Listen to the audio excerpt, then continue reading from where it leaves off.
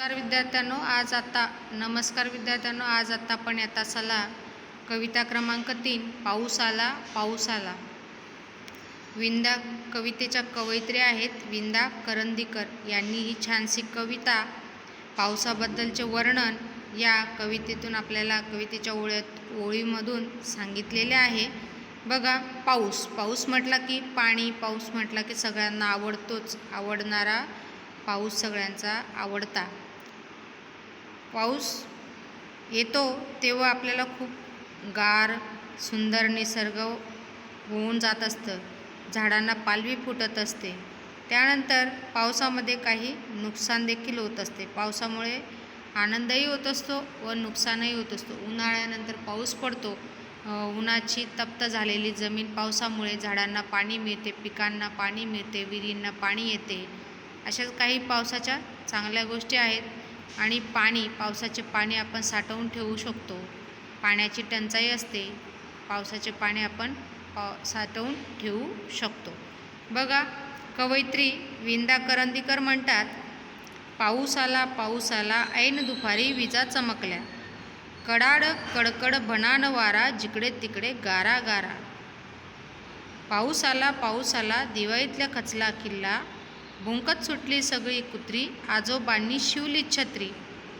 पाऊस आला उशीर त्याच्यात हा घोटाळा, बाबा गेले करीत चडपड, आईचेही भिजले कपडे। पाऊस आला आम्ही केला एकच गिल्ला, हसत म्हणाल्या मॅडम कुट्टी, चला पळा शाळेला सुट्टी। विंदा करंदीकर यांनी छानशी कविता आपल्याला या ठिकाणी अभ्यासायला दिलेली आहे। पुन्हा एक वेळा म्हणायची आहे, माझ्या मागून कविता म्हणायची आहे। पाऊस आला ऐन दुपारी विजा चमकल्या, कडाड कडकड कडकड भनान वारा, जिकडे तिकडे गारा गारा। पाऊस आला दिवाळीतला खचला किल्ला, भुंकत सुटली सगळी कुत्री, आजोबांनी शिवली छत्री। पाऊस आला उशीर त्याच्यात हा घोटाळा, बाबा गेले करीत चडपड, आईचेही भिजले कपडे। पाऊस आला आम्ही केला एकच गिल्ला, हसत म्हणाला मॅडम कुट्टी, चला पळा शाळेला सुट्टी। अशा प्रकारे ही कविता तुम्हाला म्हणून दाखवायची आहे। त्याचा व्हॉईस व्हिडिओ माझ्या व्हॉट्सअप नंबरवर पाठवायचा आहे। CWमध्ये कविता छानपैकी लिहून काढायचं, कवितेचे नाव लिहायचं, आजची तारीख लिहायची आणि त्यानंतर कवितेच्या कवयित्रींचे नाव लिहायला विसरायचे नाही, ते महत्त्वाचं असतं विद्यार्थ्यांनो। आणि त्यानंतर कविता लिहून झाल्यानंतर प्रश्न लिहायचा तुम्हाला, कवितेच्या ओळी पूर्ण करून लिहा। पहिला कडवा दिसतोय बघा तुम्हाला, 4 ओळींचं पहिलं कडवं आहे आणि दुसरं कडवं 4 ओळींचं आहे। त्याच्यामध्ये पहिली रिकामी जागा लिहायची तुम्हाला, कुठून तर कुठपर्यंत बघा। पाऊस आला ऐन दुपारी डॅश डॅश, कडाड कडकड भनान वारा, डॅश डॅश गारगार। उत्तर लिहिणार आहेत, विजा चमकल्या जिकडे तिकडे। त्यानंतर दुसरं कवितेचं कडवं लिहिणार आहात तुम्ही बघा। त्यानंतर दुसरं कडवं लिहिणार आहात तुम्ही कवितेच्या ओळी पूर्ण करासाठी। पाऊस आला डॅश डॅश, दुसरी ओळ रिकाम्या जागेसाठी, तिसरी ओळ पण रिकाम्या जागेसाठी, चौथी लिहायची आजोबांनी शिवली छत्री। उत्तर लिहिताना बघा, दिवाळीतला खचला किल्ला, भुंकत सुटली सगळी कुत्री। या 4 ओळीमध्ये 2 ओळी तुम्हाला रिकाम्या जागेसाठी लिहायच्या, त्यांना अधोरेखित करायला विसरायचे नाही। अशा प्रकारे ह्या 2 ओळी 4 ओळींच्या 2 तुम्हाला रिक्त जागा भरण्यासाठी दिलेल्या आहेत। हे तुम्ही लिहिणार आहात, CW वर्क आहे सर्व। त्यानंतर बघा, आता कवितेचा भावार्थ समजून घेणार आहोत आपण। पाऊस आला ऐन दुपारी विजा चमकल्या, दुपारची वेळ होती, विजा चमकत होत्या आकाशामध्ये आणि वारा देखील भन्नाट वारा सुटलेला होता। ऐन दुपारी म्हणजे भर दुपारच्या वेळेस।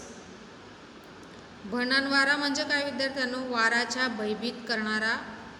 जो भयभीत करणारा आवाज असतो, विजा चमकतात तेव्हा तसा आवाज, त्याला भनान वारा असे म्हटलेले आहे। आणि जिकडे तिकडे गाराच गारा. पावसात ज्या गारा पडतात बर्फाच्या त्यांना गारा असे म्हणतात. पावसात जे बर्फाचे तुकडे पडतात आकाशातून ढगांमधून तर त्यांना गारा असे म्हणतात. त्यानंतर दुसऱ्या कवितेचा ओळींचा भावार्थ समजून घेणार आहोत आपण. मग पाऊस आल्यावर मुलं दिवाळीसाठी बघा किल्ला तयार करत असतात. तर तो पाऊस पडल्यामुळे तुटलेला आहे. खचला म्हणजे पडून जाणे. आणि भुंकत सुटली सगळी कुत्री. म्हणून कुत्रे जे आहेत ते गल्लीमध्ये भुंकत सुटतात. त्यानंतर आजोबा चित्रात दिसते आपल्याला. आजोबांनी शिवली छत्री. जुनी छत्री असते. जुन्या काळातले लोक जुन्या वस्तू बघा त्या फेकून न देता वापरत असतात. मग थोडंफार फाटलेलं असेल तर शिवून ती वस्तू आपण पुन्हा वापरू शकतो. आता कवितेचा तिसरा कडवा बघणार आहोत आपण. तिसऱ्या कडव्याचा भावार्थ आधी कडवं वाचूया. बघा, पाऊस आला उशीर त्यातच हा घोटाळा. बाबा गेले करीत चडफड आईची भिजले पापड. मग एवढं उशीर झालेला आहे. पाऊस आल्यामुळे सर्व घोटाळा झाला आहे. बाबा चडफड म्हणजे बडबड करू लागले आणि आईचे देखील पापड भिजलेले आहेत. पावसामध्ये वाळत घातलेले पापड पाऊस अचानक आल्यामुळे काय झालेले आहेत, आईचे पापड भिजलेले आहेत आणि बाबा देखील चिडचिड करतायत, छत्री शिवतायत. चौथा कडवा बघूया आपण. पाऊस आला आम्ही केला एकच गिल्ला. हसत म्हणाल्या मॅडम कुट्टी, चला पळा शाळेला सुट्टी.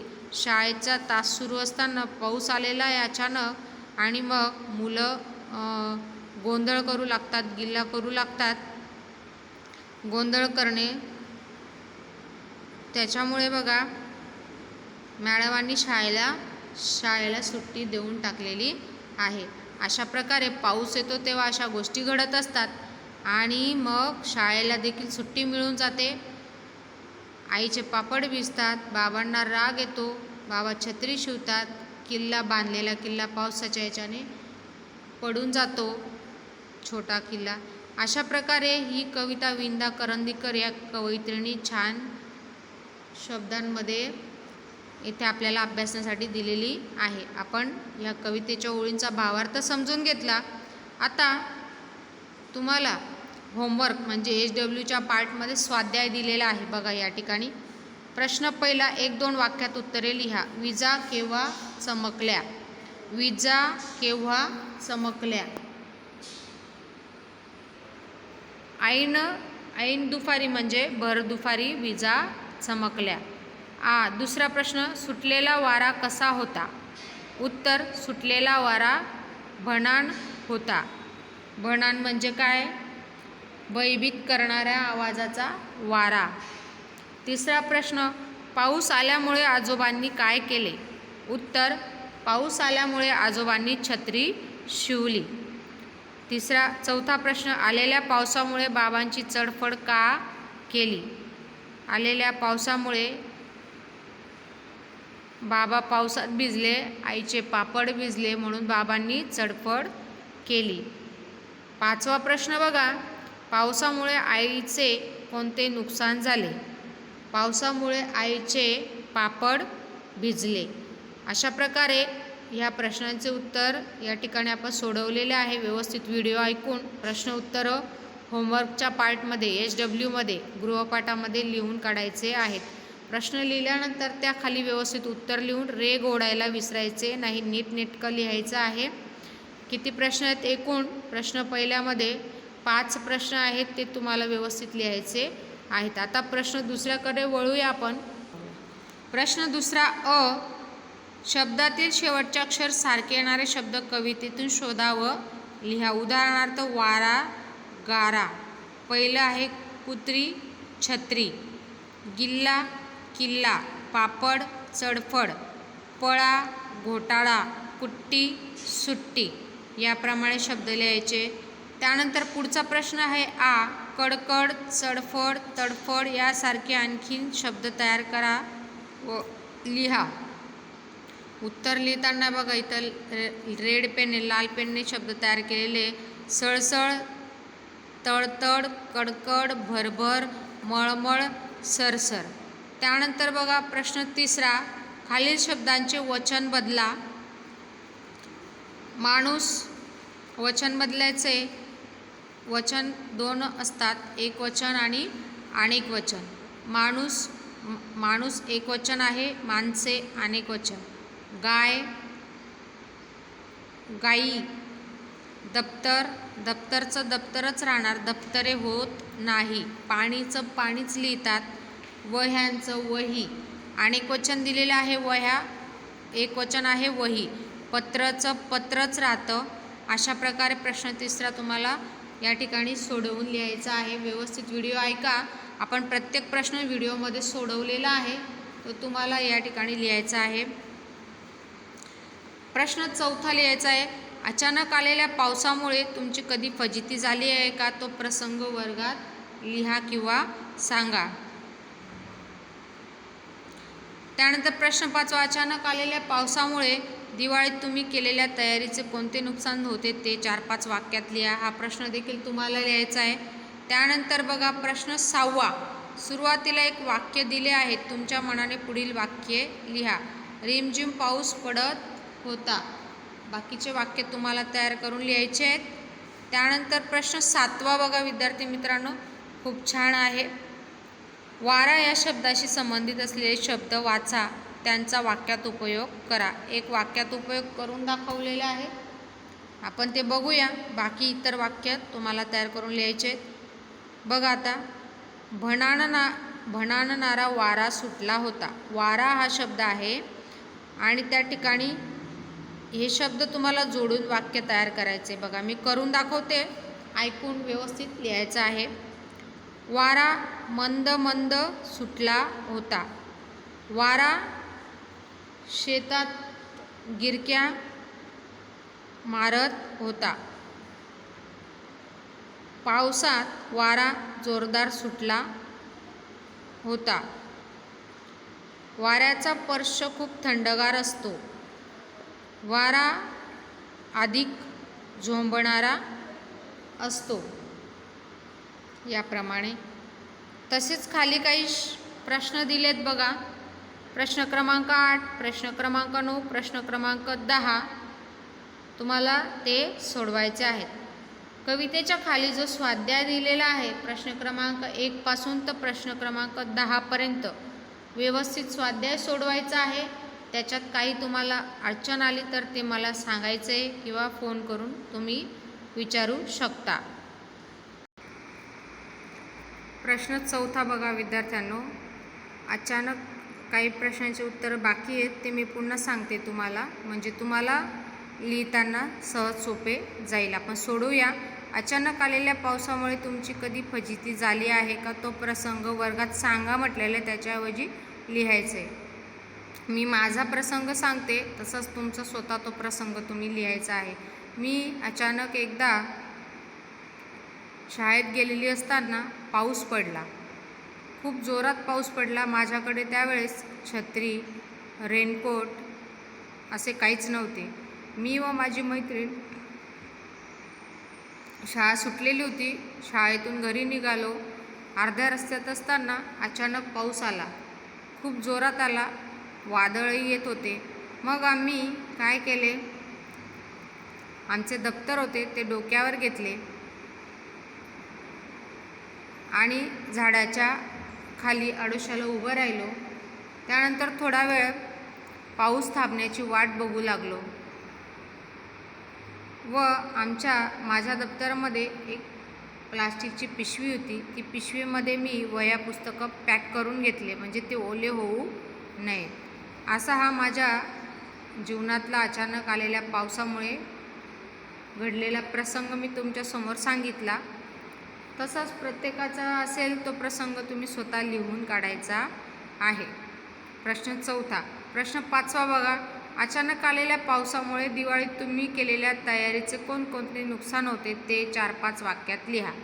आता मी तयार केलेल्या दिवाळीतल्या तयारीचे नुकसान झालेलं मी माझ्या शब्दात सांगते, तुम्ही तुमच्या शब्दात स्वतः सांगून लिहायचे आहे. मी दिवाळीला छान माती, विटा, वाळूंपासून एक किल्ला तयार केलेला होता. दिवाळी असली की आपण किल्ले तयार करत असतो शिवाजी महाराजांचे. छान, त्याच्यासाठी मी 4 ते 5 दिवस वाया घातले होते. बनवत असताना अर्धा किल्ला बनवून झालेला होता, त्यातच अचानक पाऊस आला व पूर्ण माझा बनवलेला किल्ला खराब झाला. मी नाराज झाले. अशा प्रकारे अचानक आलेल्या पावसामुळे माझा किल्ला तुटला. मला खूप वाईट वाटले होते.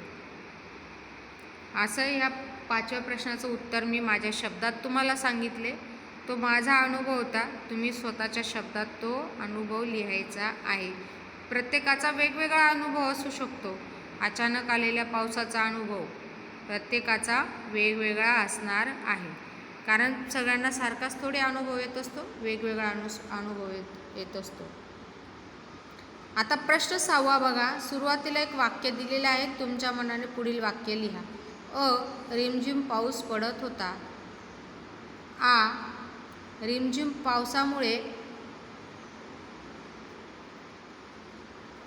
पूर्ण चिखल झाले होते. वादळ वारा सुटल्यामुळे वादळ वारा सुटल्यामुळे खूप झाडी झुडपे वादळामुळे तुटून पडलेली होती. अशा प्रकारे वाक्य तयार करून तुम्हाला लिहायचे. मध्ये बघा आता, रिक्षा खडखड करत थांबली. पानांचा सळसळ आवाज येत होता. वारा सुसाट आवाज करून सुटला होता. प्रश्न 7वा मी तुम्हाला सांगितलाच कशा प्रकारे वाक्य तयार करून लिहायचे आहे. प्रश्न 8वा बघा, गमतीदार प्रश्न आहे. पापड कशापासून बनवले जातात याची माहिती आईला विचारून लिहायची आहे. पापड बनवण्यासाठी आता गहू तांदूळचे पांढरे पापड असतात, नागलीचे पापड, वेपर्सचे, बटाट्याचे, चकल्यांचे पापड, असं आपण काही बनवत असतो. पापड बनवण्यासाठी गहूचं पीठ, तांदळाचं पीठ, खसखस, बडीशोप, पाणी, पातेले, चूल, लाकडं इत्यादी पापड बनवण्यासाठी वापरले जाते. अजून कशाचे पापड बनवले जातात? नागलीचे पापड, गहू तांदूळचे पापड, उडीदाचे पापड, असं लिहायचे. त्यानंतर आहे आपला पुढचा प्रश्न क्रमांक 9. उन्हाळ्यामध्ये वाळवून साठवण्याचे कोणकोणते पदार्थ आई करते ते लिहा. उदाहरणार्थ पापड आहे, चकली आहे, वेपर्स आहेत, चकली, वेपर्स, कुरडाई, पापडाचे विविध प्रकार, चिक्की आहे. हे आपण बनवून आपली आई त्याला साठवून वर्षभर वापरण्यासाठी साठवून ठेवत असते. अशा प्रकारे प्रश्न 9वा आपण या ठिकाणी सोडवला आहे. व्यवस्थित काळजीपूर्वक व्हिडिओ ऐका आणि होमवर्कमध्ये लिहून काढा. मी जे व्हिडिओत सांगितलेले आहे ते व्यवस्थित ऐकायचे आहे आणि तुमच्या शब्दात लिहून काढायचे आहे. त्यानंतर आहे आपला प्रश्न 10वा. पावसाळा सुरू होताच तुम्ही पावसापासून बचाव करण्यासाठी कोणकोणती पूर्वतयारी करतात? पहिलं आहे छत्री खरेदी करणे. उदाहरणार्थ दिलेलं आहे त्यांनी. आपण कोणती तयारी करत असतो?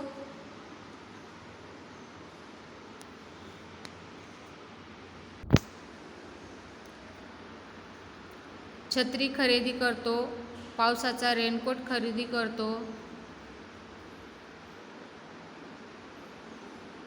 पावसात अजून जुनी घरं जर असतील तर त्याच्यावर ताडपदरी चढवली जाते. आम्ही त्यासाठी घरातल्यांना मदत करतो. त्यानंतर दप्तर असेल तर दप्तराला प्लास्टिकची पिशवी शिवतो.